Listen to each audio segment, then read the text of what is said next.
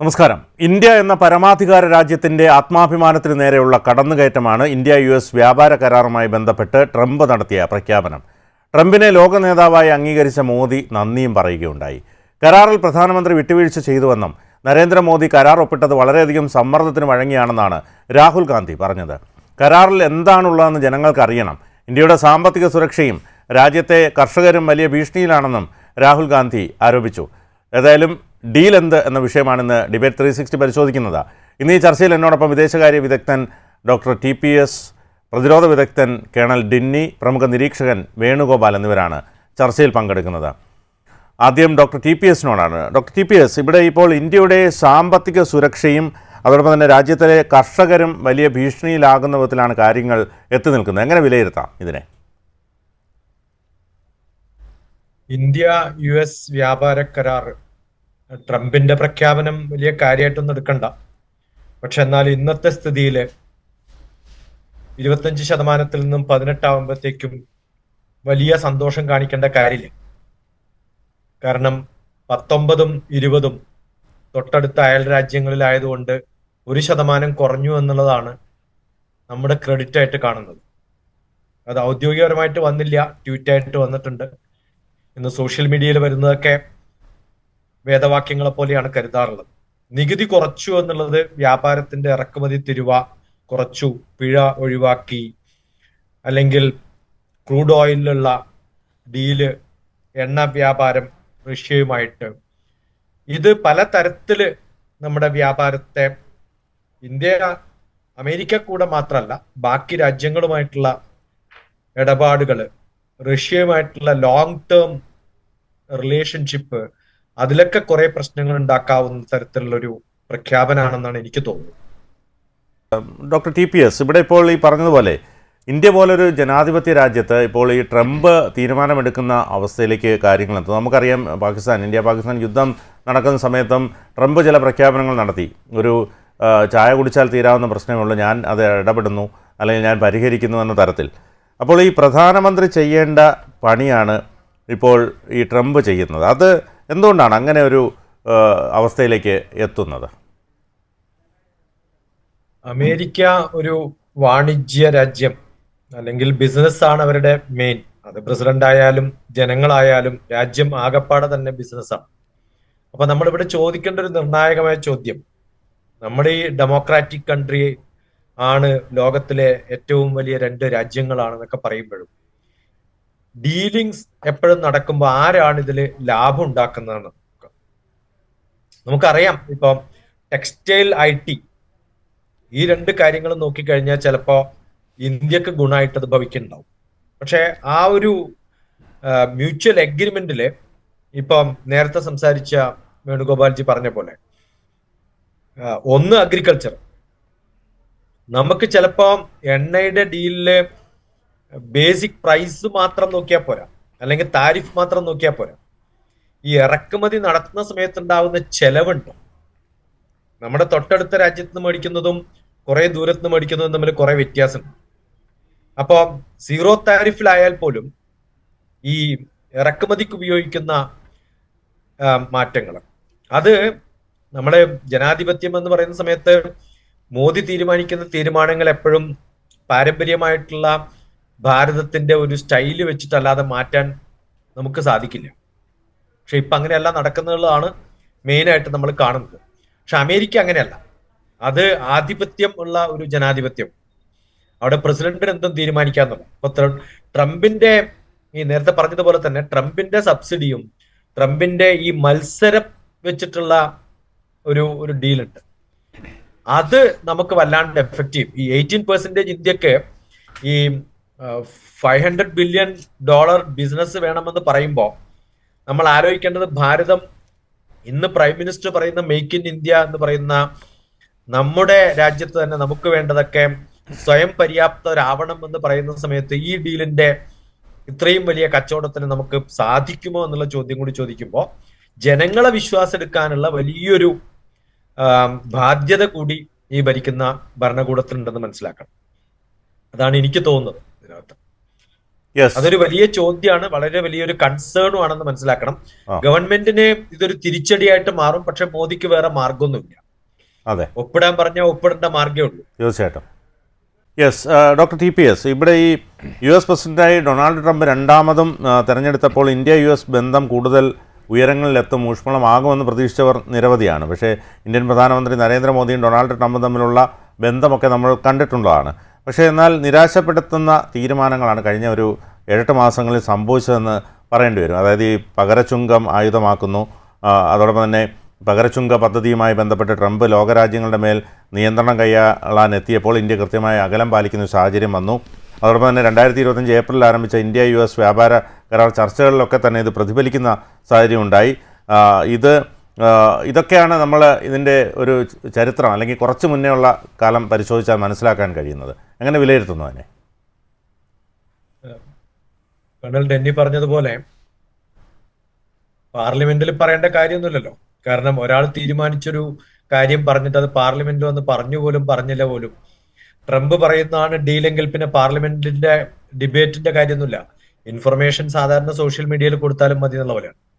പക്ഷേ ഈ ഗവൺമെന്റിന്റെ ഇത്തരം തീരുമാനങ്ങൾ ചിലപ്പോൾ ഡീലില് മോദിക്ക് ചെറിയൊരു ബെനിഫിറ്റ് കിട്ടിയിട്ടുള്ളത്, അല്ലെങ്കിൽ വിമർശനങ്ങൾ ഉണ്ടെങ്കിലും ആ റെഡ് ലൈൻ ക്രോസ് ചെയ്തിട്ടില്ല എന്നൊക്കെ പറഞ്ഞിട്ടുള്ള ഒരു സ്റ്റേറ്റ്മെന്റ് കാണാം. അതിന് കാരണം അരിയും ഗോതമ്പും ഈ വിട്ടുവീഴ്ചയ്ക്ക് കൊടുത്തിട്ടുണ്ടെന്നുള്ളതാണ്. അത് സുരക്ഷിതമായിട്ടുള്ള ഭക്ഷ്യസുരക്ഷയ്ക്ക് ആവശ്യമായിട്ടുള്ളത്. പക്ഷെ അത് മാത്രമല്ലല്ലോ നമ്മുടെ കർഷക മേഖല എന്ന് പറയുന്ന സമയത്ത് ഇപ്പൊ ചോളം, സോയാബീൻ, ഇതൊക്കെ സബ്സിഡിയില് അമേരിക്കയിൽ ഉൽപ്പാദിപ്പിക്കുന്ന സാധനങ്ങൾ ഇന്ത്യയിലേക്ക് വരുമ്പോ അമേരിക്കക്കാർക്ക് കാശുണ്ടാക്കാൻ വേണ്ടിയിട്ടാണ് ചെയ്യണത്. അപ്പൊ എല്ലാ തരത്തിലും അമേരിക്ക ഗുണം വരുന്ന വിധത്തില് കാര്യങ്ങൾ ചെയ്യാതെ കുറച്ച് സാധനങ്ങൾക്ക് മോദി ചിലപ്പോൾ ബാർഗെയിൻ ചെയ്യാൻ സാധിച്ചിട്ടുണ്ടാവില്ല. അതൊരു വലിയ നേട്ടമായിട്ട് നമുക്ക് കാണാൻ പറ്റുമെന്ന് എനിക്കറിയില്ല. ഈ ഡയറിയുടെ ഒരു പ്രശ്നം, ക്ഷീരമേഖലയിലെ പാലുൽപ്പന്നങ്ങൾ ഇന്ത്യയിലേക്ക് എത്തിക്കുന്നത് ഇന്ത്യ വർഷാവർഷങ്ങളായിട്ട് കുറേ കാലങ്ങളായിട്ട് നമ്മൾ എതിർക്കുന്നതാണ്. അതിന് 2-3 കാരണങ്ങളുണ്ട്. ഒന്ന് സാമ്പത്തികമായ ഡീല് മാത്രമല്ല. എനിക്കറിയില്ല എങ്ങനെയാണ് ഈ മോദി സർക്കാർ മതപരമായ കാരണങ്ങളും കൂടി അതിനകത്ത് എടുക്കേണ്ടതുണ്ട്. ചില കാര്യങ്ങൾ ഇതിനകത്ത് ഇന്ത്യ ദീർഘകാലമായിട്ട് എതിർക്കുന്നത് 2 കാരണങ്ങൾ പറഞ്ഞിട്ടാണ്. ഒന്ന് റിലീജിയസ് ആണ്, മറ്റൊന്ന് സാമ്പത്തികമാണ്. ഈ കരാർ എടുക്കുന്ന സമയത്ത് ഈ ഇളവ് കൊടുക്കുമ്പോൾ ക്ഷീര കർഷകന്മാരിൽ മിക്കവാറും ആൾക്കാർ ആരൊക്കെയാണെന്ന് നോക്കണം. അവരിൽ എങ്ങനെയൊക്കെയാണത് എഫക്റ്റ് ചെയ്യാം. ജിയോ പൊളിറ്റിക്കലായിട്ട് വളരെ പ്രാധാന്യമുള്ളതാണ് ഈ ഇന്ത്യയിലെ അഗ്രികൾച്ചർ എന്ന് പറയുന്നതും മറ്റേ കാറ്റിലായാലും ബാക്കിയുള്ള സംഭവങ്ങളായാലും. അപ്പൊ സീറോ താരിഫ് എന്ന് പറഞ്ഞിട്ട് കുറച്ച് സാധനങ്ങൾ, ഇപ്പൊ വാൾനട്ടും ബദാമും ആപ്പിളും ഒക്കെ പിന്നെ നമുക്ക് ഇളവ് നിന്നുകൊണ്ട് എന്താ കാര്യം? അതല്ലല്ലോ നമ്മുടെ ജീവിതത്തിനെ ബാധിക്കുന്ന, കർഷകന്മാരെ ബാധിക്കുന്ന കുറേ പ്രശ്നങ്ങള് പൂർണ്ണമായിട്ടും കാണാൻ സാധിച്ചിട്ടില്ല എന്നുള്ളത് ഗവൺമെന്റിന്റെ ഒരു വലിയൊരു വീഴ്ചയാണ്. പക്ഷെ പൊളിറ്റിക്കൽ ഡെമോക്രസിയില് ഇതിനെ എതിർത്ത് ബാക്കി മന്ത്രിമാരും പറഞ്ഞില്ല എന്നുള്ളത് വലിയൊരു ക്രെഡിറ്റ് ആയിട്ട് പറയാൻ പറ്റും. ഇനി അതുപോലെ ശശി തരൂരിന്റെ സ്റ്റേറ്റ്മെന്റ് മാറ്റും. ഈ ട്രംപ് മാറ്റുന്നത് പോലെ തന്നെ ശശി തരൂരിന്റെ സ്റ്റേറ്റ്മെന്റ് മാറിയിട്ടുണ്ട്. പലപ്പോഴും മോദിയുടെ മുമ്പിൽ പറയുന്നതല്ല കോൺഗ്രസ് ഓഫീസിൽ പോയിട്ട് പറയും. അപ്പൊ ഇതൊക്കെ വളരെ ഡിപ്ലോമാറ്റിക് ആയിട്ട് ഡിപ്ലോമസിയിൽ വർക്ക് ചെയ്തിട്ടുള്ള ആൾക്കാർക്ക് എങ്ങനെയൊക്കെയാണ് ഇതിനെ വളച്ചൊടിക്കേണ്ടതെന്ന് കൃത്യമായിട്ട് അറിയാം. ഇത് നമ്മൾ കൃത്യമായിട്ട് കാണേണ്ടത്, നമ്മൾ എന്തുകൊണ്ടാണ് നല്ലൊരു ഡീലാണെന്ന് പറയുന്നത്.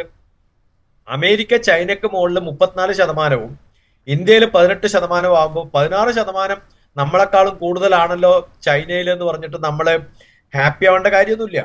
വിയറ്റ്നാമിനും ബംഗ്ലാദേശിലും 2% കൂടുതലാണ്. പക്ഷെ കാർഷിക ഉൽപ്പന്നങ്ങള് പരിമിതമായ അളവുകൾ മാത്രം ഇന്ത്യയിൽ കൊടുക്കുന്ന സമയത്ത് കടുത്ത നിയന്ത്രണങ്ങളോടുകൂടിയാണ് ചൈനയിൽ നടക്കുന്നത്. കുറഞ്ഞ നികുതിയിലാണ് വിയറ്റ്നാമിലും ബംഗ്ലാദേശിലും കൊടുക്കുന്നത്.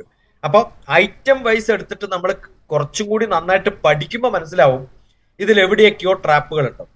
ആ ട്രാപ്പുകൾ മനസ്സിലാക്കാത്തിടത്തോളം കാലം വളരെ ബാഹ്യമായിട്ട് കാണുന്ന ചില സംഭവം, അല്ലെങ്കിൽ ആരാണ് ട്രംപ് നിങ്ങൾ ഇന്ന സ്ഥലത്ത് നിന്ന് എണ്ണ മേടിക്കാവൂ മറ്റിടത്ത് മേടിക്കരുതെന്ന് പറയുമ്പോൾ യെസ് സർ എന്ന് പറയാൻ അത്രയും പാളിപ്പോയോ ഇന്ത്യയുടെ ശക്തി? എങ്ങനെയാണ് ഇതിന് തലവെച്ച് കൊടുക്കുന്നതെന്ന് കൃത്യമായിട്ട് നമുക്ക് മനസ്സിലാവുന്നില്ല. എത്ര ഡിസ്കൗണ്ട് കൊടുത്തിട്ട് ഒരാൾ പറഞ്ഞാലും, ഞാൻ വളരെ ഡിസ്കൗണ്ട് കൊടുത്തിട്ട് ഞാൻ ഒരു സാധനം തരുന്നു, എന്റെ അടുത്തുനിന്ന് മേടിക്കാവൂ, മറ്റടുത്ത് മേടിക്കാവൂ, പോടാന്ന് പറയാനുള്ള ധൈര്യം നമുക്ക് ഉണ്ടാവണ്ടേ? അതെ. അതില്ലെങ്കിൽ എന്ത് ഡെമോക്രസിയാണ്, എന്താണ് ഭാരതം? നമ്മളൊന്ന് വളരെ സ്ട്രോങ് ആയിട്ട് പിടിച്ചു കഴിഞ്ഞാൽ, അത് പിടിച്ചിരുന്നു, ആ പിടിച്ചിരുന്നത് കൊണ്ടാണ് ഇത്രയും കുറഞ്ഞു വന്നത്. ഇനിയും പിടിച്ചാൽ ഇനിയും കുറയും. കാരണം അമേരിക്കക്ക് ഇന്ത്യ ഇല്ലാതെ ഒന്നും അനങ്ങാൻ പറ്റില്ല. അമേരിക്ക ഫുൾ റൺ ചെയ്യുന്നത്, നിങ്ങൾക്കറിയോ, അമേരിക്കയിലുള്ള മിക്കവാറും IT കമ്പനികളിലെ 50% IT ആൾക്കാരെ അമേരിക്കയിൽ നിന്ന് പുറത്തുവിടുന്ന സമയത്ത് അവരുടെയൊക്കെ ബ്രാഞ്ചുകൾ ഇന്ത്യയിൽ തുടങ്ങുന്നുണ്ട്. ഇന്ത്യ എപ്പം നിർത്തിയോ അപ്പൊ അമേരിക്കയിലെ മിക്കവാറും IT പൊളിയും. അവിടെയൊക്കെ ഹെഡ് ചെയ്യുന്ന ഇന്ത്യക്കാരാണ്. ഇതെന്താ നമ്മൾ അറിയാത്തത്? നമ്മൾ അങ്ങനെ തലവെച്ച് കൊടുക്കേണ്ട കാര്യമൊന്നുമില്ല. ഇനി ഈ ഒരു കാര്യത്തിന് നമ്മൾ ഇപ്പൊ അടിയറവ് പറഞ്ഞാല് അടുത്ത പ്രസിഡന്റ് വരുമ്പോഴും ഇതേ കാര്യം തുടർന്നാൽ നമ്മൾ എന്ത് ചെയ്യും?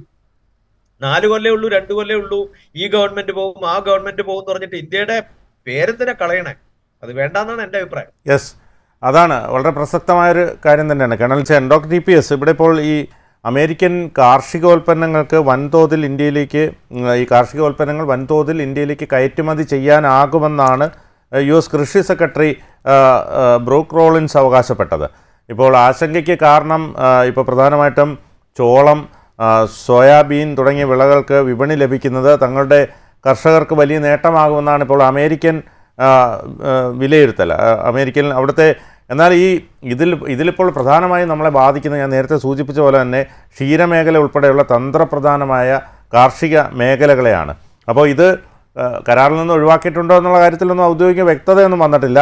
പക്ഷേ കർഷക താല്പര്യങ്ങൾ സംരക്ഷിക്കുമെന്നും വിട്ടുവീഴ്ചകൾ ഉണ്ടാകില്ലെന്നും പ്രധാനമന്ത്രി ആവർത്തിക്കുമ്പോഴും ഈ അമേരിക്കയുടെ ഇത്തരം പ്രസ്താവനകൾ ഇതിന് വിരുദ്ധമായ സൂചനകളാണ് നൽകുന്നത്. നമുക്ക് എപ്പോഴും അറിയാം, ഇപ്പോൾ ഈ പ്രധാനമന്ത്രി നരേന്ദ്രമോദി വന്നതിന് ശേഷം ഈ കാർഷിക മേഖലയിൽ ഉണ്ടായിട്ടുള്ള വലിയ പ്രശ്നങ്ങൾ ഇപ്പോഴും നിലനിൽക്കുന്നുണ്ട്. ഈ എല്ലാ ഡീലിലും ഒരു വിൻ സിറ്റുവേഷൻ ഉണ്ടാവണമല്ലോ. അപ്പോൾ ചില ഉൽപ്പന്നങ്ങൾ ഞാൻ എടുത്ത് പറഞ്ഞിട്ടുള്ളതാണ്, ഈ സോയാബീനും ചോളവും ഒക്കെ. ഇതില് നമ്മളിപ്പോ ഒരു രാജ്യത്തിന്റെ ഇത്തരം പ്രസ്താവനകൾ അല്ലെങ്കിൽ ഒരു ബഡ്ജറ്റ്, ഇത് രണ്ടും ഒരേ സമയത്ത് വന്നു എന്നുള്ളതാണ്. ഇതില് എന്തോ ഒരു ഡീലിന്റെ ഒരു കാര്യമുണ്ട്. അല്ലെങ്കിൽ ബഡ്ജറ്റിന്റെ കൂടെ തന്നെ ഇതേ സമയത്ത് ഒരു ഡീലും കൂടി വരാൻ എന്താ കാരണം?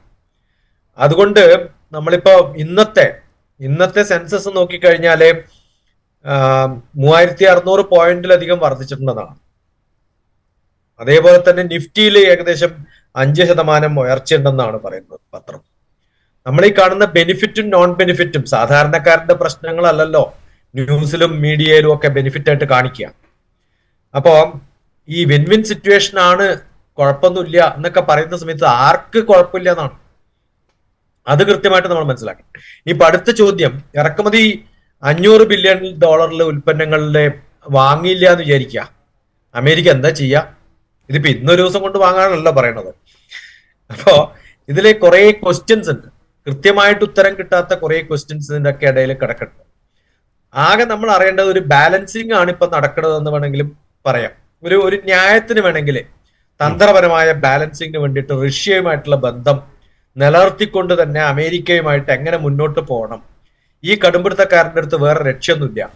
ഇനിയിപ്പോ യുണൈറ്റഡ് നേഷന്റെ സെക്യൂരിറ്റിക്ക് പകരം അമേരിക്കയുടെ സെക്യൂരിറ്റിക്ക് വേണ്ടിയിട്ട് ബാർഗെയിൻ നടത്തിയിട്ട് പല രാജ്യങ്ങളും ഒപ്പിടിപ്പിക്കാൻ നോക്കുന്ന ട്രംപിന്റെ മുമ്പില് അതിനും നമ്മൾ കീഴടങ്ങേണ്ടി വരുമോ എന്നുള്ളതാണ് ചോദ്യം.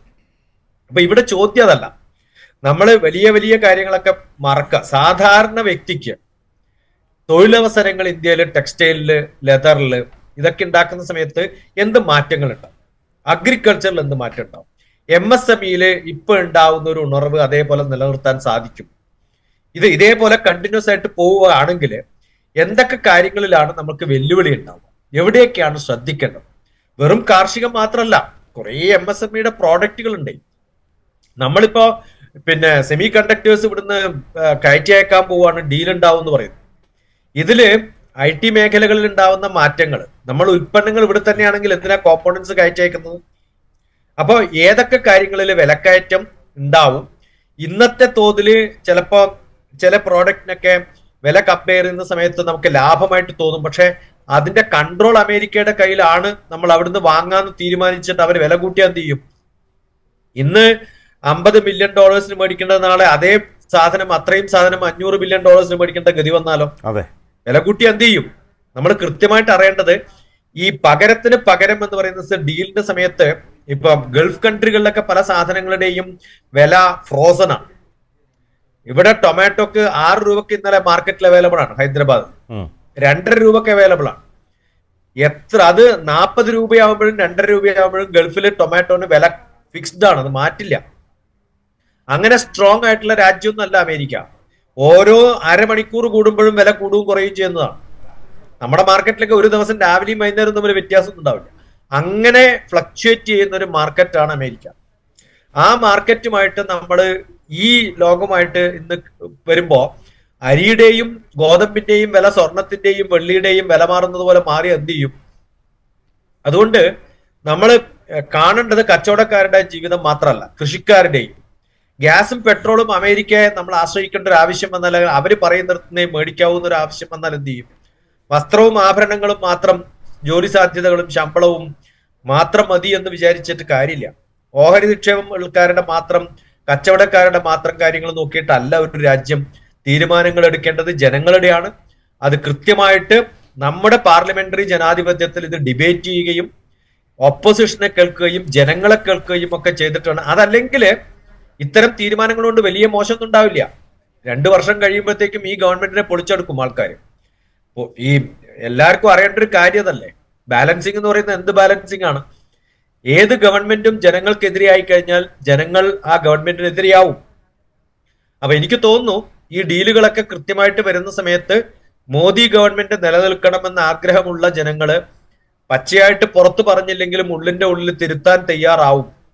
ജനങ്ങൾക്ക് സേവനം ചെയ്യുന്ന ഫാർമസ്യൂട്ടിക്കൽ ആയാലും ടെക്സ്റ്റൈൽ ആയാലും IT മേഖലകളിലായാലും ഇനി വിമാനങ്ങളും പ്രതിരോധ ഉപകരണങ്ങൾ, ഊർജം, ടെക്നോളജി എന്തിലൊക്കെ നമ്മൾ ഇറക്കുമതിക്ക് അമേരിക്കയെ കോണ്ടാക്ട് ചെയ്യുന്നുണ്ടോ അതിലൊക്കെ ഒരു ഫ്രോസൺ ഡീല് എല്ലാ തരത്തിലും ട്രംപിന്റെ മനസ്സ് മാറുന്നത് പോലെ, മാർക്കറ്റ് അമേരിക്കയിൽ മാറുന്നത് പോലെ നമ്മുടെ ഡീലിംഗിൽ മാറ്റുണ്ടാക്കാൻ സാധിക്കില്ല. അതുകൊണ്ട് കൃത്യമായിട്ടുള്ളൊരു ദീർഘകാല അടിസ്ഥാനത്തിലുള്ള സാമ്പത്തിക തന്ത്ര പങ്കാളിത്തം ഉണ്ടാക്കിയെടുക്കാൻ നമുക്ക് സാധിച്ചില്ലെങ്കിൽ വലിയ ഫ്ലക്ച്വേഷൻസ് ഉണ്ടാകുമ്പോൾ ഈ മാർക്കറ്റിൽ മാറുന്നത് പോലെ നമുക്ക് മാറാൻ സാധിക്കാത്ത ഒരു തരത്തിലുള്ള ഒരു പോളിസി നമ്മൾ ഉണ്ടാക്കിയെടുക്കണമെന്നാണ് എനിക്ക് തോന്നുന്നത്. തീർച്ചയായിട്ടും വേണുഗോപാൽ, ഈ പറഞ്ഞതുപോലെ ഇതിൽ നമുക്ക് ഏറ്റവും പ്രധാനമായി വേണ്ടതിനൊരു വ്യക്തതയാണ്. ഈ പറഞ്ഞതുപോലെ കൃഷി, അതോടൊപ്പം തന്നെ പല വ്യവസ്ഥകളിലും പല കാര്യങ്ങളിലും വ്യക്തത വരുത്തേണ്ടതുണ്ട്. ഈ പറഞ്ഞ പോലെ സാർ നേരത്തെ TPS സൂചിപ്പിച്ചതുപോലെ തന്നെ നമ്മൾ ബാർട്ടർ സമ്പ്രദായമുള്ള കാലഘട്ടം മുതൽ ഇങ്ങോട്ട് പരിശോധിച്ചാൽ ഈ പറഞ്ഞതുപോലെ ഇത് ഒരു ദിവസം വന്ന് എല്ലാത്തിനും ഈ വില കുറഞ്ഞാൽ ഈ കർഷകരുടെയൊക്കെ കാര്യം എത്ര പേരുടെ ജീവിതത്തെയാണ് അത് ബാധിക്കുക, അതിൽ ഒരു വ്യക്തത വരുത്തേണ്ടത് അനിവാര്യമാണ്. പക്ഷേ അവസാനം ഇത് ഇത്രയും ഇത് കൂട്ടി വായിക്കുമ്പോൾ എങ്ങനെ അതിനെ കാണാം? ഏതായാലും ഇന്ത്യ എന്ന പരമാധികാര രാജ്യത്തിൻ്റെ ആത്മാഭിമാനത്തിന് നേരെയുള്ളൊരു കടന്നുകയറ്റമാണ് ഇന്ത്യ US വ്യാപാര കരാറുമായി ബന്ധപ്പെട്ട് ട്രംപ് നടത്തിയ ഈ പ്രഖ്യാപനം. അത് ഏറെ അപകടം സൃഷ്ടിക്കുമോ എന്നുള്ളതാണ് എല്ലാവരും ഉറ്റുനോക്കുന്നത്.